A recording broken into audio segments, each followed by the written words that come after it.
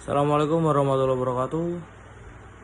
Kenalkan kami dari kelompok 2 yang beranggotakan saya sendiri Dimas Nurpambudi dengan NIM C2C02114 dan ada juga Muhammad Subhan dengan NIM C2C022118 dan ada juga Nur Anifah dengan NIM C2C022125. Ada juga Umi Ilyas Afitri dengan NIM C2C022139.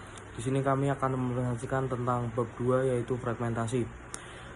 Fragmentasi bisa juga merupakan sebuah proses pembagian atau pemetaan database di mana database dipecah-pecah berdasarkan kolom dan baris yang kemudian disimpan di dalam site atau unit komputer yang berbeda dalam suatu jaringan data, sehingga memungkinkan untuk pengambilan keputusan terhadap data yang telah terbagi. Fragmentasi dalam jaringan komputer terjadi ketika data yang dikirimkan melalui jaringan terlalu besar untuk ditransmisikan dalam satu paket data tunggal. Data tersebut kemudian dibagi menjadi beberapa bagian yang lebih kecil atau fragmen untuk ditransmisikan secara terpisah. Fragmen-fragmen tersebut kemudian diterima oleh penerima dan digabungkan kembali menjadi data asli. Atau mudahnya, fragmen adalah data yang terlalu besar, kemudian dipecah, kemudian menjadi kecil-kecil, dan dari data kecil-kecil tersebut kita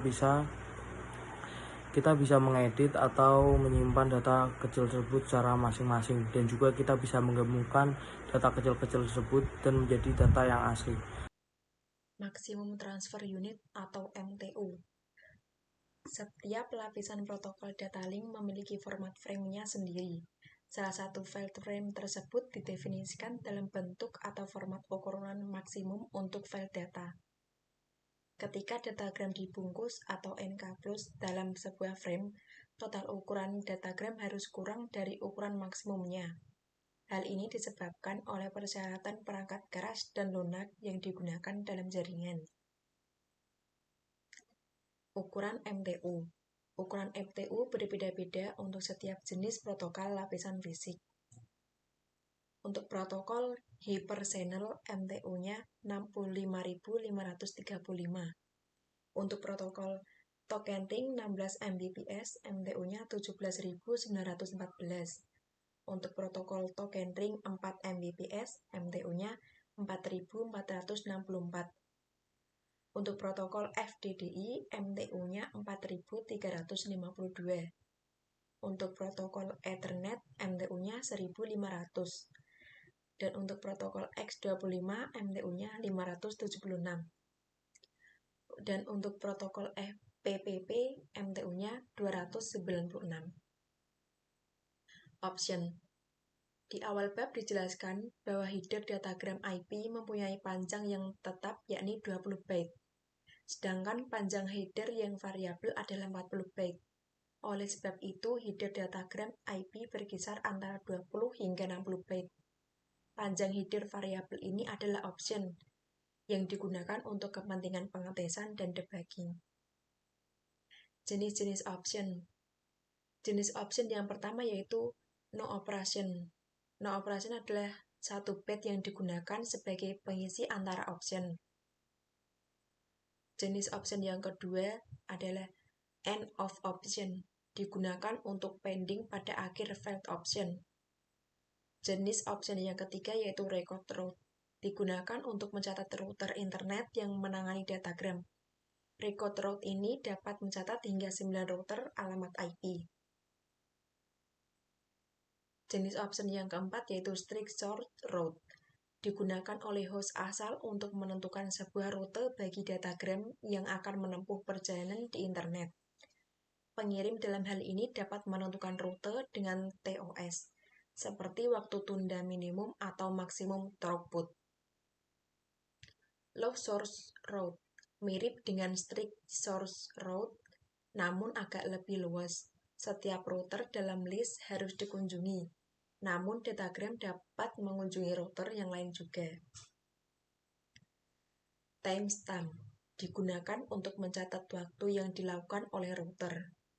Waktu ditampilkan dalam milidetik dari saat tengah malam. Universal time. Waktu ini bermanfaat untuk menolong pengguna menjejaki perilaku router di internet.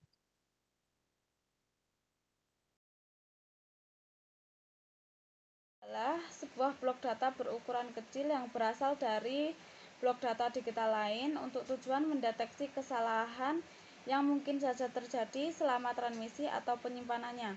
Dengan sendirinya, checksum sering digunakan untuk memverifikasi integritas sebuah data, namun tidak bisa diandalkan untuk memverifikasi keaslian sebuah data. Kalkulasi checksum sendiri terdiri menjadi dua bagian, yaitu yang pertama kalkulasi checksum pada sisi pengirim. Pada sisi pengirim, paket dibagi menjadi n-bit bagian, di mana n-bitnya biasanya 16. Bagian-bagian tersebut ditambahkan dengan metode arithmetic ones complement. Caranya yang pertama, paket dibagi dalam k bagian, masing-masing terdiri dari n-bit.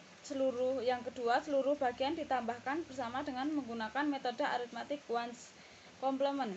Yang terakhir, hasil akhir dikomplementasikan membentuk checksum. Untuk kalkulasi checksum yang kedua adalah kalkulasi checksum pada sisi penerima. Yang pertama, paket dibagi menjadi k bagian, masing-masing terdiri dari n-bit. Yang kedua, seluruh bagian tadi ditambahkan bersama-sama menggunakan arithmetic ones complement. Yang terakhir, hasilnya akan dikomplementasikan. Dampak fragmentasi. Yang pertama, menurunkan throughput jaringan karena paket data harus dikirim dalam beberapa fragmen yang terpisah. Yang kedua, meningkatkan overhead jaringan karena router harus memproses setiap fragmen secara terpisah. Yang ketiga, meningkatkan latensi jaringan karena waktu yang dibutuhkan untuk mengirim dan menerima semua fragmen yang terpisah. Selanjutnya ialah cara mengatasi fragmentasi. Cara mengatasi fragmentasi ialah pertama, defragmentasi. Defragmentasi adalah proses menggabungkan kembali fragmen-fragmen data yang tersebar dalam hard disk menjadi satu kesatuan.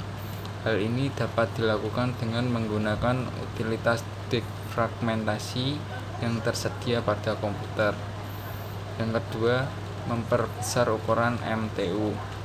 Dengan memperbesar ukuran MTU, maka jumlah paket data yang harus dikirimkan akan berkurang sehingga mengurangi kemungkinan terjadinya fragmentasi. Yang ketiga, menggunakan protokol yang mendukung fragmentasi. Beberapa protokol jaringan seperti IPv6 dan TCP memiliki kemampuan untuk mengatasi fragmentasi.